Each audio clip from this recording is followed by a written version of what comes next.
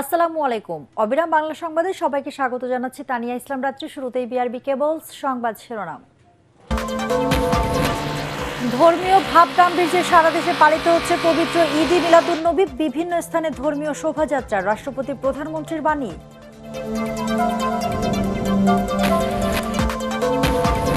রংপুরে শিক্ষক সহ 4 খুনের ঘটনায় আদালতে জবানবন্দি আসামিদের বন্ধু সীমান্ত দাসের, মামলা ডিবিতে হস্তান্তর।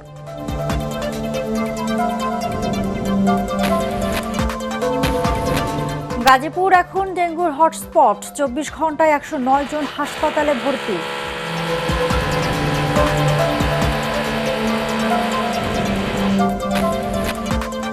ভৈরব নদীর তীব্র ভাঙনে হুমকির মুখে নড়াইল সদর উপজেলার 2 শতাধিক পরিবার, বিলীন হয়ে গেছে বসত ভিটা, ফসলি জমি সহ বহু স্থাপনা।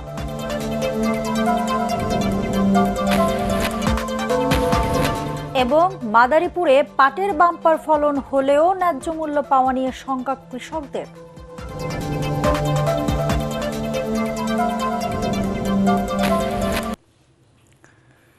শুনছিলেন বিআরবি কেবল সংবাদ শিরোনাম, এবারে বিস্তারিত।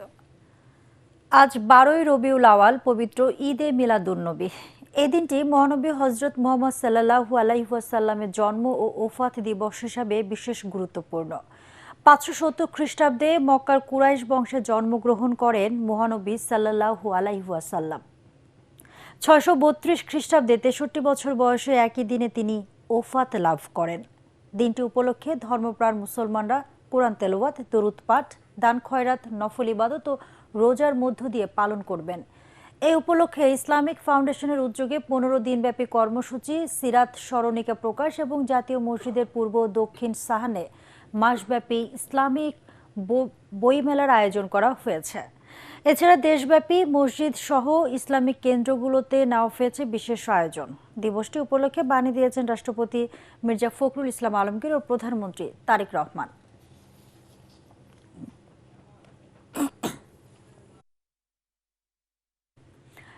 দর্শক, এই মুহূর্তে মিরপুরের হযরত শাহ আলী বগদাদীর মাজার প্রাঙ্গণে আছেন সহকর্মী মুশফিকুর রহমান। সরাসরি কথা বলছি তার সাথে। মুশফিক, ধর্মীয় শোভাযাত্রায় অংশ নিতে আসা মুসল্লিরা কি বলছেন, আমাদেরকে বিস্তারিত জানাবেন। রাত্রি আজকে ঢাকার আনাচে কানাচে যেদিকে চোখ যাচ্ছে সেখানে কিন্তু ধর্মপ্রাণ মুসল্লিদের ঢল দেখতে পাচ্ছি এবং তাদের মধ্যে যে একটা আনন্দের জোয়ার বয়ে যাচ্ছে সেটা কিন্তু আমরা দেখতে পাচ্ছি। তারা বলছেন রাসূল পাক সাল্লাল্লাহু আলাইহি সাল্লাম যাকে সৃষ্টি না করলে আল্লাহ তাআলা কুল কায়নাতের কোনো কিছুই সৃষ্টি করতেন না, তার শুভ আগমন দিবস উপলক্ষে আজকে কিন্তু তারা রাজপথে এবং তারা কিন্তু জশ্নে জুলুস বা আনন্দ শোভাযাত্রা সেটার জন্য প্রস্তুতি গ্রহণ করছে। দেখতে পাচ্ছেন হযরত শাহ আলী বগদাদী রহমতুল্লাহ আলাইহি তার মাজার শরীফের সামনে আমরা রয়েছি। এখানে আহলা দরবার শরীফের পক্ষ থেকে প্রতি বছরই এখান থেকে কিন্তু আসলে পবিত্র জশ্নে জুলুস বা আনন্দ র্যালি সেটা কিন্তু বেরোয় এবং যেটার নেতৃত্ব দেন সৈয়দ আবরার ইবনে শিহাব মাদ্দাজিলুল আলী, যেটি শুরু করেছিলেন তারই পিতা আবু জাফর মোহাম্মদ শিহাবউদ্দিন খালেদ রহমতুল্লাহ আলাই।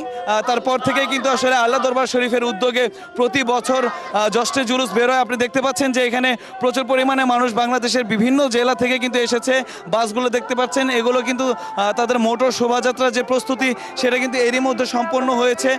চট্টগ্রাম থেকে শুরু করে দেশের বিভিন্ন প্রান্ত থেকে মানুষজন কিন্তু এই জশ্নে জুলুসে উপস্থিত হয় এবং হয়েছে এবং আমরা যতটুকু জানতে পেরেছি যে কিছুক্ষণ পরে কিন্তু এই আনন্দ শোভাযাত্রাটি এই শাহ আলী বগদাদীর মাজার থেকে শুরু হয়ে ঢাকার বিভিন্ন সড়ক প্রদক্ষিণ করবে। বিশেষ করে মিরপুর 10 নম্বর হয়ে বিজয় সরণি, আগারগা বিজয় সরণি, মগবাজার, মালিবাগ হয়ে সরোয়ার্দী উদ্যান হয়ে মিরপুর রোড হয়ে তারপরে আবার কিন্তু এই শাহ আলী বগদাদীর মাজারে এসে শেষ হবে। তার আগে জশ্নে জুলুস শুরুর আগে যেটি হবে স্বেচ্ছায় রক্তদান কর্মসূচির উদ্বোধন করবেন শাহ সুফি সৈয়দ আবরার ইবনে শিহাব মাদ্দাজিলুল আলী। তারপর পরে কিন্তু আসলে দোয়া মোনাজাতের মাধ্যমে এই পবিত্র জশ্নে জুলুস সেটা শুরু হবে এবং সেই জুলুসে অংশগ্রহণ করার জন্য অসংখ্য মানুষ কিন্তু অধীর আগ্রহে অপেক্ষা করছে। আমরা দেখতে পাচ্ছি, আমরা অনেকের সাথে কথা বলেছি, তারা বলেছেন তারা যে খুশির। যে রহমান রহমতুল্লিল আলামিনকে সৃষ্টি না করলে বা দুনিয়াতে প্রেরণ না করলে আসলে কুল কায়নাতের কোনো কিছুই আল্লাহ তাআলা সৃষ্টি করতেন না। তার জন্মদিনের, তার শুভ আগমনের, তার 1501তম জন্মদিনের খুশি তারা উদযাপন করছেন এবং তারা বলছেন যতদিন তারা আসলে এই জীবদ্দশায় তারা থাকবেন তারা কিন্তু আসলে এই পবিত্র জশ্নে জুলুস সেটি কিন্তু উদযাপন করে যাবেন। আমরা এই মুহূর্তে আমরা দেখতে পাচ্ছি পবিত্র জশ্নে জুলুসের যে আনুষ্ঠানিকতা, যে র্যালি সেটি কিন্তু বেরিয়ে গেছে। আহলা দরবার শরীফের যে বর্তমান গদ্দিনিশির পীর সাহেব তিনি কিন্তু এই মুহূর্তে আসলে মিরপুর মাজার শরীফের দিকে আসছেন। যেটা দেখতে পাচ্ছেন যে আমরা এখন দেখতে পাচ্ছি সৈয়দ আবরার ইবনে শিহাবের নেতৃত্বে পবিত্র জশ্নে জুলুস সেটি কিন্তু আসলে শুরু হয়ে গেছে। জশ্নে জুলুস শুরু হয়ে গেছে এবং মিরপুর শাহ আলী বগদাদী রহমতুল্লাহ আলাইহির মাজার শরীফ জিয়ারতের মাধ্যমে কিন্তু এই পবিত্র জশ্নে জুলুস সেটি কিন্তু আসলে শুরু হয়েছে। আপনি দেখতে পাচ্ছেন যে এরই মধ্যে মাজার প্রাঙ্গণে প্রবেশ করছেন অসংখ্য ধর্মপ্রাণ মুসল্লিরা এবং জিয়ারতের মাধ্যমে কিন্তু এই পবিত্র জশ্নে জুলুসের শুরু হবে এবং আমরা দেখাতে পারলাম লাইভের মাধ্যমে যে জুলুসের শুরুটা কেমন হয় এবং নবী প্রেমিকরা যারা আছেন তারা কিন্তু আজকে আনন্দে আত্মহারা এবং তারা বলছেন রাসূল পাক সাল্লাল্লাহু আলাইহি ওয়াসাল্লামের আদর্শ বুকে ধারণ করে, বুকে লালন করে জীবনযাপন করতে পারলেই পৃথিবীতে শান্তি ফিরবে। রাত্রি এই ছিল এখনকার মতো আমার কাছে জশ্নে জুলুসের সবশেষ খবর। মুশফিক, ধন্যবাদ আপনাকে। পবিত্র ঈদে মিলাদুন্নবী উপলক্ষে বন্দরনগরী চট্টগ্রামে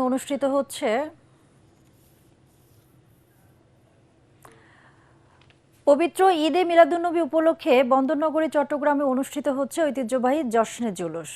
আঞ্জুমানে রহমানিয়া আহমদিয়া সুন্নিয়া ট্রাস্টেও ব্যবস্থাপনায় এবার এসেছে জশ্নে জুলুসের 55তম আসর। আয়োজকদের প্রত্যাশা এতে সমবেত হবেন প্রায় 70 লাখ ধর্মপ্রাণ মানুষ। আল্লামা সৈয়দ মোহাম্মদ সাবির শাহর নেতৃত্বে নগরীর বিভিন্ন সড়ক প্রদক্ষিণ করবে জুলুসটি।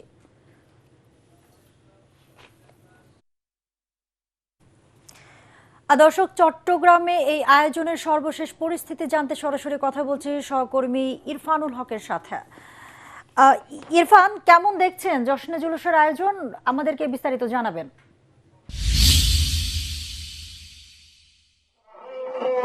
আঞ্জুমানে রহমানিয়া আহমদিয়া সুন্নিয়া ট্রাস্টের ব্যবস্থাপনায় এবারের জশ্নে জুলুস 55তম আসরে পা দিয়েছে। যদিও এটি 1974 সাল থেকে শুরু হয়েছে। আমরা এখন আছি নগরীর জামিয়া প্রাঙ্গণে।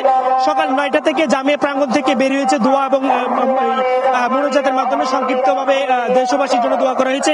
আমরা একটু দেখানোর চেষ্টা করবো রহমানিয়া আহমদিয়া সুন্নিয়া ট্রাস্টের ব্যবস্থাপনায় 55তম যে জশ্নে জুলুস চলছে, সেই জশ্নে জুলুস ইতিমধ্যেই বন্দরনগরী চট্টগ্রামের প্রতিটি জায়গাতে আসলে কানায় কানায় ভর্তি এবং যারা আঞ্জুমানে রহমানিয়া আহমদিয়া সুন্নিয়া ট্রাস্টের ব্যবস্থাপনার দায়িত্বে রয়েছেন তারা আমাদেরকে যেমনটি জানিয়েছেন যে প্রায় 1.5 কোটি মানুষ এখন পর্যন্ত বন্দরনগরী চট্টগ্রামের বিভিন্ন জায়গায় অবস্থান করছেন এবং অনেকে পায়ে হেঁটে, অনেকে মোটরসাইকেলে করে, অনেকে ট্রাকে করে এখানে এসেছেন এবং এবারের যে জশ্নে জুলুস, সেই জশ্নে জুলুসের নেতৃত্বে দিচ্ছেন পাকিস্তানের প্রখ্যাত আলেমদ্বীন আল্লামা সৈয়দ মোহাম্মদ সাবির শাহ। তার সাথে রয়েছেন একই দরবারের সাজ্জাদানুশীল আকিব শাহ। মূলত এই যে জশ্নে জুলুস, সেই জশ্নে জুলুস সকাল 8টায় নগরীর জামিয়া আহমদিয়া সুন্নিয়া আলমগীর খানকা দরবার শরীফ থেকে শুরু হয়। সেখানে প্রথমে দেশবাসীর জন্য দোয়া ও মোনাজাত করা হয়। এরপরে সেখান থেকে বের হচ্ছে আস্তে আস্তে। এখন সেটি বের হয়ে নগরীর মুরাদপুর 2 নম্বর গেট, তারপরে জিসি মোড়, এরপর টাইগার পাস, আবার একই পথে টাইগার পাস থেকে ওয়াসা মোড় এবং জিসি মোড় 2 নম্বর গেট আবারও জামিয়া প্রাঙ্গণে ফিরবে এবং দেশবাসীর জন্য দোয়া করবে, এমনটাই আমাদেরকে জানানো হয়েছে। এরই মধ্যে আমরা আইন শৃঙ্খলা বাহিনীর সাথে কথা বলেছি। অন্যান্য বছরের তুলনায় এবার সফর কিছুটা সংক্ষিপ্ত করা হয়েছে, যেহেতু আইন শৃঙ্খলা পরিস্থিতি এবং নিরাপত্তার বিষয়টি এই মাথায় রেখে। অন্যদিকে আমরা আঞ্জুমানে রহমানিয়া আহমদিয়া সুন্নিয়া ট্রাস্টের সাথে কথা বলেছি। তারা যেমনটি বলছেন যে আসলে এরই মধ্যে বন্দরনগরী চট্টগ্রামে আসলে কোনোভাবে পা ফেলার মতো জায়গা নেই। বেশিরভাগ জায়গায় কিন্তু লোকারণ্য, যার ফলে আসলে ওরা যেটি বলছেন যে প্রায় 70 লাখ মানুষ এখানে অংশগ্রহণ করেছেন। তো এখন পর্যন্ত এই ছিল আমার কাছে এখানকার শেষ।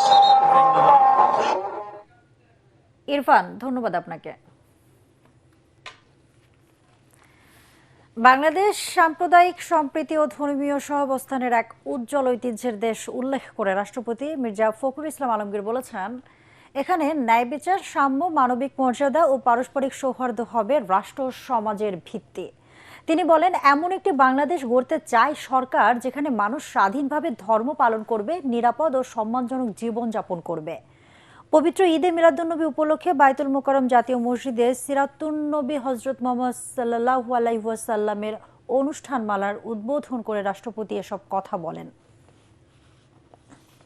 মর্যাদা প্রতিষ্ঠা এবং ন্যায় ও ইনসাফের সমাজ গঠনই ছিল তার অন্যতম শিক্ষা। আজকের বিশ্বে হিংসা, সংঘাত, অসহিষ্ণুতা, বৈষম্য, উগ্রতা, মিথ্যা ও নৈতিক অবক্ষয় যে বিস্তার ঘটছে তা থেকে উত্তরণের জন্য মহানবী সাল্লাল্লাহু আলাইহি সাল্লামের আদর্শ অনুসরণের কোনো বিকল্প নেই। পবিত্র ঈদে মিলাদুন্নবী উপলক্ষে দেশবাসী সহ বিশ্ব মুসলিম উম্মাহকে শুভেচ্ছা জানিয়েছেন প্রধানমন্ত্রী তারেক রহমান। ভেরিফাইড ফেসবুক পেজে এক বার্তায় তিনি বলেন, মহানবী হযরত মুহাম্মদ সাল্লাল্লাহু আলাইহি ওয়াসাল্লাম মানব জাতির জন্য সত্য, ন্যায়, সাম্য, ভ্রাতৃত্ব, মানবিকতা ও শান্তির শিক্ষা দিয়েছেন। তার জীবন ও আদর্শ সমগ্র মানব জাতির জন্য চিরন্তন পথ নিদর্শ। প্রধানমন্ত্রী বলেন, বর্তমান বিশ্বের সংকট, সংঘাত ও সহিংসতার সময়ে মহানবীর শান্তি, ন্যায় ও সহমর্মিতা এবং মানবিকতার শিক্ষা অত্যন্ত প্রাসঙ্গিক। তার আদর্শ অনুসরণ করে একটি শান্তিপূর্ণ ও ন্যায়ভিত্তিক সমাজ গড়ে তোলার আহ্বান জানান তিনি। বার্তায় বাংলাদেশ সহ বিশ্বের শান্তি, সাম্য, সমৃদ্ধি ও মানবিকতা প্রতিষ্ঠায় মহান আল্লাহর কাছে প্রার্থনা করেন প্রধানমন্ত্রী। রংপুরে অবসরপ্রাপ্ত শিক্ষক গণপতি চক্রবর্তী তার স্ত্রী ও 2 সন্তান সহ 4 জনকে হত্যার ঘটনায় আদালতে 164 ধারায় জবানবন্দি দিয়েছেন সীমান্ত চন্দ্র দাস। তিনি এই মামলায় গ্রেফতার হওয়া প্রধান 2 আসামি মুগ্ধ দাস ও সিদ্ধার্থ দাসের বন্ধু। মঙ্গলবার সন্ধ্যায় রংপুরের মুখ্য মহানগর হাকিম আদালতে ফৌজদারি কার্যবিধির 164 ধারায় জবানবন্দি দেন তিনি। তদন্ত কর্মকর্তা জানান, সীমান্তে দেওয়া তথ্যের সঙ্গে আসামিদের জবানবন্দির মিল পাওয়া গেছে। হত্যাকাণ্ডের রাতে আসামিরা সীমান্তের বাসায় গিয়ে ইয়াবা সেবন করছিল বলেও জবানবন্দিতে উল্লেখ করেন তিনি। এদিকে ময়নাতদন্তে নিহতদের শরীরের কোনো রাসায়নিক বা অ্যাসিড ব্যবহারের প্রমাণ পাওয়া যায়নি। ধর্ষণেরও কোনো আলামত মেলেনি বলে জানিয়েছেন চিকিৎসক। এদিকে মামলাটি কোতোয়ালি থানা থেকে ডিবিতে হস্তান্তর করেছে পুলিশ। দ্রুত সময়ের মধ্যে সুষ্ঠু তদন্তের বিচার নিশ্চিতের দাবি জানিয়েছেন স্বজন ও স্থানীয়রা। আমাদের একটাই চাওয়া, সুষ্ঠুভাবে আরো তদন্ত করে আমাদেরকে সঠিক বিচার পাওয়া যায়। আমাদের আইনের প্রতি শ্রদ্ধা আছে, সরকারের প্রতি ভরসা আছে। ওনারা যা করবেন তদন্ত করে আমরা মনে করি যে ওনারা আমাদেরকে সঠিক বিচার পাওয়াই দিবেন। ওনাদের কাজ যথাসাধ্য ওনারা চালায় যাচ্ছেন। আমাদেরকে সেটাই আশ্বস্ত করছেন যে আমরা আমাদের সর্বশেষ আমরা এর শেষ দেখে ছাড়ব। গাজীপুরে ডেঙ্গুর প্রকোপ বেড়েই চলেছে। চলতি বছরের জানুয়ারি থেকে এই পর্যন্ত শহীদ তাজউদ্দিন আহমেদ মেডিকেল কলেজ হাসপাতালে ডেঙ্গু আক্রান্ত হয়ে ভর্তি হয়েছেন প্রায় 1000 রোগী। এর মধ্যে গত 24 ঘন্টায় ভর্তি হয়েছেন 109 জন। হাসপাতালে চিকিৎসাধীন অবস্থায় 2 জনের মৃত্যু হয়েছে। তবে বয়স্কদের তুলনায় শিশুদের মধ্যে ডেঙ্গুর আক্রান্তের সংখ্যা বেশি। পরিস্থিতি মোকাবেলায় হাসপাতালটিতে চালু করা হয়েছে পৃথক ডেঙ্গু ইউনিট।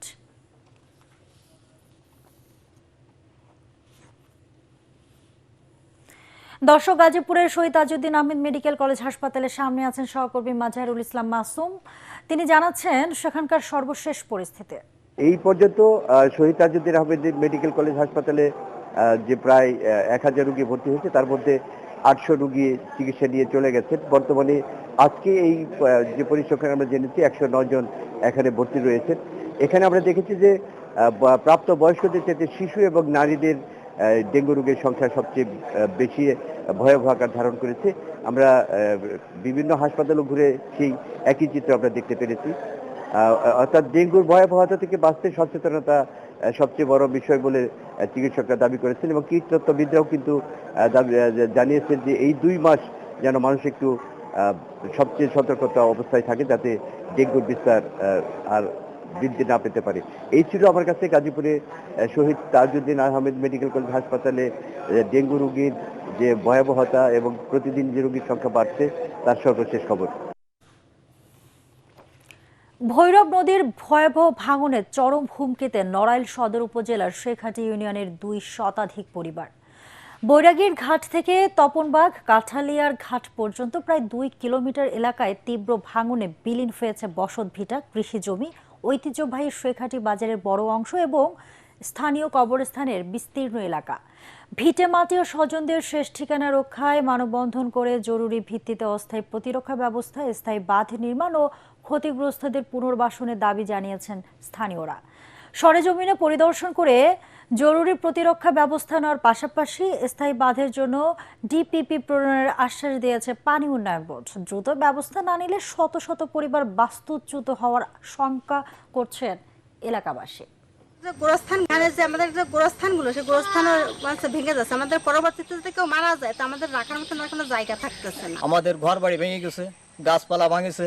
আসন্ন যে ভাঙন শুরু হয়েছে, যদি এইটা রোধ না করা যায় তাহলে এই বাজার বিলীন হয়ে যাবে। বাংলাদেশ সরকারের প্রতি আমাকে আকুল আবেদন, যাতে আমরা এই স্থায়ীভাবে বসবাস করতে পারি, নালে আমাকে 200-300 পরিবার আমরা কোথায় যে বসবাস করব। সরকারের আমরা দৃষ্টি আকর্ষণ করি যাতে এই কাজগুলো দ্রুত হয়।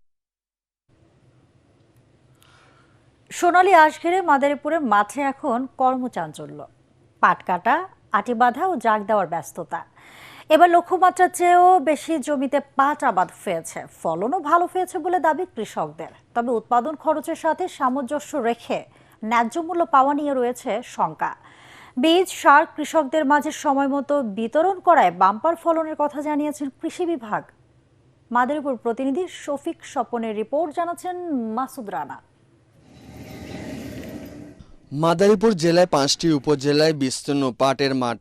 কেউ কাটছেন পাট, কেউ আটি বাঁধছেন, কেউ আবার কাঁধে করে কাটা পাট নিয়ে যাচ্ছে খাল, ডোবা বা জলাশয়ে। ভোর থেকে সন্ধ্যা পর্যন্ত পাট কাটা, বহন ও জাগ দেওয়ার কাজে ব্যস্ত কৃষকেরা। পাট তেমনি আল্লাহ খুব ভালো দিছে জমিতে, কিন্তু পাটের যে দাম, এই দামে তো কৃষক বাঁচার মতো কায়দা নেই। খাটনি হিসেবে আমাদের কোনো মূল্য পাই না। 5,000 টাকা 6,000 টাকা মূল থাকলে তাহলে একটা ভাবে থাকে। পানি নাই কারণে বদলির দামও বেশি, আবার দিতে কথা এক জায়গাতে আর জায়গায় টেনে নিয়ে জাগ দিতে হয়, তার কারণে খরচ অনেক ব্যয়বহুল বেশি। পরিবারের সদস্যদের পাশাপাশি কাজে যুক্ত হয়েছেন দিনমজুররাও। ফলে পাট কাটার মৌসুমে গ্রামীণ জনপথে বেড়েছে কর্মচাঞ্চল্য। 1,000 টাকা রোজ বদলা 6টা থেকে 12টা পর্যন্ত, এর দিয়া সার বেতন দিয়া পুরায় না। সরকারের কাছে বিনীত আবেদন, পাটের দাম 5 থেকে 5.5 বা 6,000 টাকা দিলে বাংলাদেশের কৃষক মোটামুটি কৃষি কাজ করে বাঁচতে পারবে। লক্ষ্যমাত্রার চেয়ে বেশি জমিতে পাটের আবাদ হয়েছে। কৃষকদের সময় মতো বীজ ও সার বিতরণ করায় বাম্পার ফলন হয়েছে বলে দাবি কৃষি বিভাগের। এই বছর পাট চাষের আওতায় আমরা 4,900 জন চাষিকে আমরা পাট বীজ এবং সার বিনামূল্যে প্রণোদনা দিয়েছিলাম। সেই কারণে পাটের আবাদ এবার উৎসাহব্যঞ্জক হয়েছে। পাট চাষের আবাদের যে খরচ, সেই খরচের তুলনায় আপনার বাজার দর ভালো আছে। কৃষি সম্প্রসারণ অধিদপ্তরের তথ্য বলছে, চলতি 2026-27 অর্থ বছরে মাদারীপুরে 5 উপজেলায় 34,665 হেক্টর জমিতে পাট চাষের লক্ষ্যমাত্রা নির্ধারণ করা হয়। এর বিপরীতে আবাদ হয়েছে 35,122 হেক্টর জমিতে। Bureau report, ATN Bangla. Singapore থেকে দেশে ফেরার পথে বাংলাদেশে সংক্ষিপ্ত যাত্রা বিরতি করেন ভুটানের রাজা জিগমে খেসান নামগে ওয়াংচুক। এ সময় তার সঙ্গে সৌজন্য সাক্ষাৎ করেন রাষ্ট্রপতি মির্জা ফখরুল ইসলাম আলমগীর। হজরত শাহজালাল আন্তর্জাতিক বিমানবন্দরে রাজাকে বহনকারী বিশেষ বিমানটি অবতরণ করলে সেখানে তাকে উষ্ণ অভ্যর্থনা জানানো হয়। ভিভিআইপি লাউঞ্জে আয়োজিত এই সাক্ষাতে দুই দেশের পারস্পরিক স্বার্থ সংশ্লিষ্ট নানা বিষয় নিয়ে সৌহার্দ্যপূর্ণ আলোচনা অনুষ্ঠিত হয়। বৈঠকে 1971 সালে বাংলাদেশকে প্রথম স্বীকৃতি দানকারী দেশ হিসাবে ভুটানের অনন্য ভূমিকার কথা শ্রদ্ধার সঙ্গে স্মরণ করেন রাষ্ট্রপতি। এই সময় রাষ্ট্রপতি প্রধানমন্ত্রীকে ভুটান সফরের আমন্ত্রণ জানান রাজা জিগমে খেসান নামগে ওয়াংচুক। আলোচনায় শিক্ষা, বাণিজ্য, বিনিয়োগ এবং ভুটানের দূরদর্শী গেলেফি মাইন্ডফুলনেস সিটি প্রকল্পের দ্বিপক্ষীয় সহযোগিতার উপর গুরুত্বারোপ করা হয়।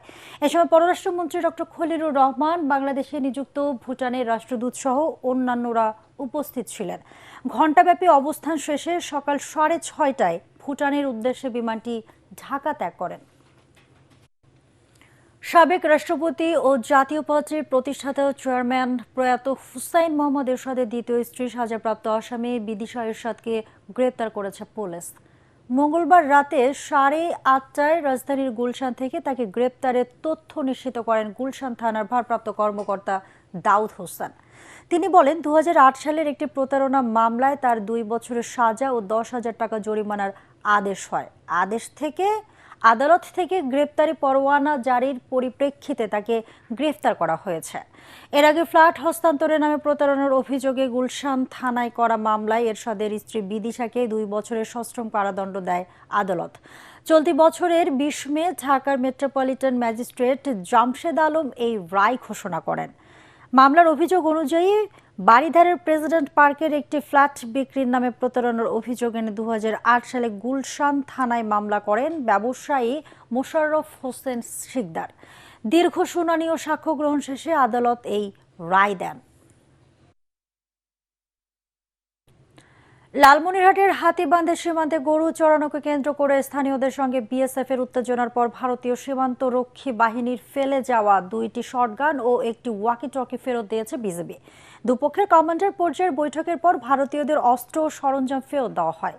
এলাকাবাসী জানান, লালমনিরহাটের বনচৌকি সীমান্তের কাঁটাতারবিহীন এলাকায় স্থানীয়দের সঙ্গে বাঘ বিতণ্ডার পর বিজিবিকে না জানিয়ে বাংলাদেশের অভ্যন্তরে পাগলিমারি ক্যাম্পের 3 সদস্যরা পরে স্থানীয়দের ধাওয়ায় পালিয়ে যান তারা। এই ঘটনায় 15 বিজিবি অধিনায়ক 78 বিএসএফ ব্যাটালিয়নের কমান্ড্যান্টের কাছে কারণ জানতে চেয়ে পতাকা বৈঠকের আহ্বান করেন। বৈঠকে বিএসএফ সদস্যদের অবৈধভাবে প্রবেশ ও স্থানীয়দের সঙ্গে বাকবিতণ্ডার বিষয়টি কঠোরভাবে তুলে ধরে বিজিবি। জবাবে দুঃখ প্রকাশ করে জড়িতদের বিরুদ্ধে ব্যবস্থা নেওয়ার আশ্বাস দেয় বিএসএফ। পরে উদ্ধার হওয়া 2টি শটগান ও একটি ওয়াকিটকি সেট ফেরত দেওয়া হয়। বই খাতা আর স্টেথোস্কোপের ব্যস্ততা ছাপিয়ে উৎসবের আমেজ যশোর আদ্দিন সখিনা উইমেন্স মেডিকেল কলেজে। চিকিৎসা শিক্ষার পাশাপাশি স্বাস্থ্যকর জীবনযাপনের বার্তা দিতে আয়োজন করা হয় হেলদি ফুড ফেস্টিভ্যাল। দেশি বিদেশি শিক্ষার্থীদের অংশগ্রহণে বাহারি খাবার আর হস্তশিল্পে সাজানো হয় নানা স্টল।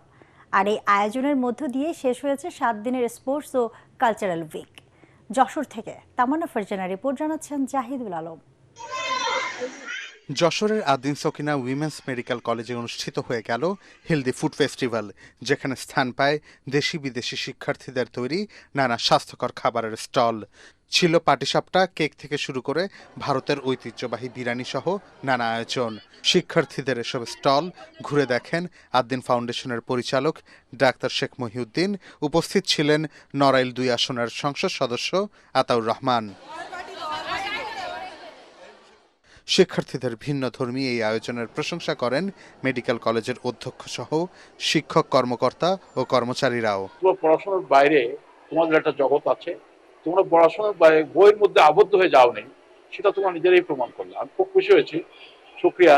আমি নিজেই যখন ডাক্তারি পড়েছি টেলিভিশনে খবর দেখার সময় পাই, কিন্তু এখন তোমাদের দেখে মনে হচ্ছে না পড়াশোনার বাইরেও কিছু তোমাদের একটা মন আছে। জেনজি মানেই সবাই ভাবতো যে তারা ল্যাপটপ, কম্পিউটার আর বই খাতা নিয়ে ঘরের মধ্যেই পড়ে থাকবে, কিন্তু আজকে সেই ধারণাও ভুল প্রমাণিত হয়েছে যে না, এই জেনজিরা অনেক কিছু করতে পারে।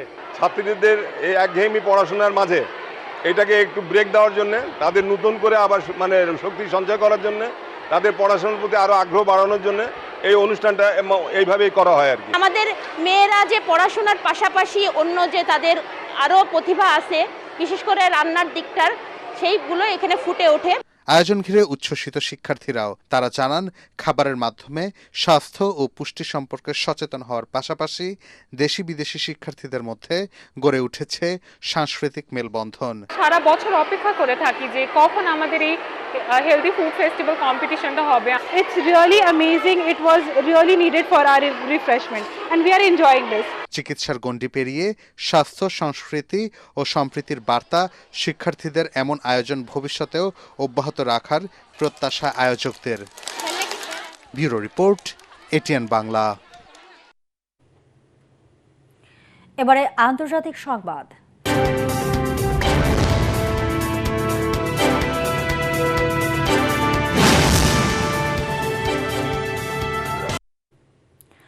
মস্কোয় গোপন বৈঠকে অংশ নিতে রাশিয়া সফর করেছেন যুক্তরাষ্ট্রের সিআইএ পরিচালক জন ব্র্যাডক্লিফ। মার্কিন সংবাদ মাধ্যম সিবিএস জানায়, মস্কোর ভনুকোভা আন্তর্জাতিক বিমানবন্দরে মার্কিন সামরিক বাহিনীর C-17 গ্লোবমাস্টার পরিবহন বিমান অবতরণ করলেও সফর ও বৈঠকের বিষয়ে আনুষ্ঠানিক কোনো তথ্য দেয়নি ওয়াশিংটন বা মস্কো। যদিও ফ্লাইট ট্র্যাকিং এর তথ্যে এই সফরের প্রমাণ মিলেছে। এক জ্যেষ্ঠ ইউক্রেনীয় কর্মকর্তার দাবি, র্যাডক্লিফের সফরের আগে কিয়েভকে বিষয়টি জানায় যুক্তরাষ্ট্র। অনুরোধ জানানো হয় মার্কিন প্রতিনিধিরা রাশিয়া ত্যাগ না করা পর্যন্ত হামলা স্থগিত রাখার। বিশ্লেষকরা বলছেন, বড় কোনো ইস্যু নিয়ে কথা বলতেই রাশিয়া সফর করেছেন মার্কিন শীর্ষ প্রতিনিধি।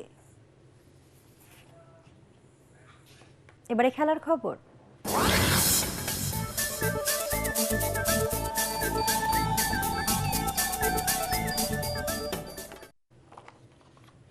সাদিও মানে জোড়া গোলে 10 জনের দল নিয়েও সৌদি প্রো লিগে আল নাসের 3-2 ব্যবধানে হারালো আল ইত্তিফাককে। অবশ্য প্রতিপক্ষের মাঠে খেলার 12 মিনিটে গোলরক্ষক বেন্টো লাল কার্ড পেয়ে মাঠ ছাড়লে 10 জনকে নিয়ে খেলতে হয় আল নাসরকে। সেই সুযোগ কাজে লাগিয়ে ওন্দ্রেজা দুদা ও আলভারো মেন্দ্রানের কল্যাণে খেলার প্রথমার্ধেই 2-0 লিড নেয় আল ইত্তিফাক। দ্বিতীয়ার্ধে শুরু হয় আল নাসেরের প্রত্যাবর্তনের গল্প। সাদিও মানে জোড়া গোলে অলৌকিকভাবে ঘুরে দাঁড়ায় আল নাসর। অন্য গোলটি করেন আব্দুল্লাহ আল আমরে। ক্রিস্টিয়ানো রোনালদো খেললেও গোল পাননি। শেষ পর্যন্ত তারা 3-2 ব্যবধানে পরাজিত করে আল ইত্তিফাককে।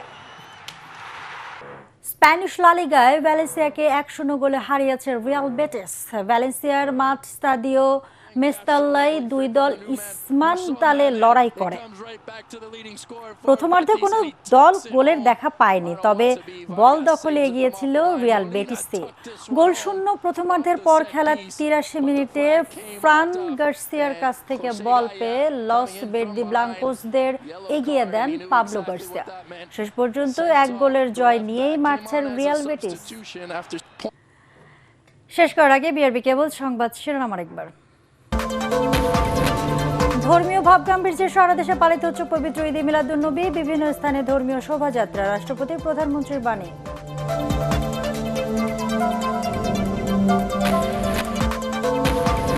রংপুরে শিক্ষক সহ 4 খুনের ঘটনায় আদালতে জবানবন্দি আসামিদের বন্ধু সীমান্ত দাসের। মামলা ডিবিতে হস্তান্তর।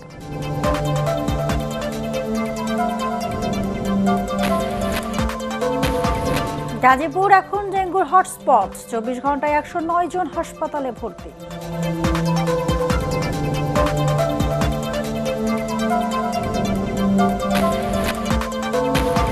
ভৈরব নদীর তীব্র ভাঙনে হুমকির মুখে নড়াইল সদর উপজেলা 2 শতাধিক পরিবার। বিলীন হয়ে গেছে বসতভিটা, ফসলি জমি সহ বহু স্থাপনা।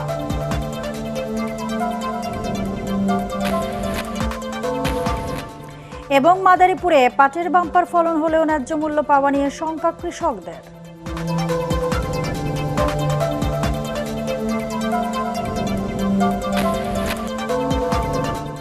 দর্শক, পরবর্তী সংবাদ দেখার আমন্ত্রণ জানিয়ে এখনকার মতো শেষ করছি। এটিএন বাংলা সংবাদ ইউটিউবে দেখতে ব্রাউজ করুন youtube/ctnbangla news। ধন্যবাদ সবাইকে।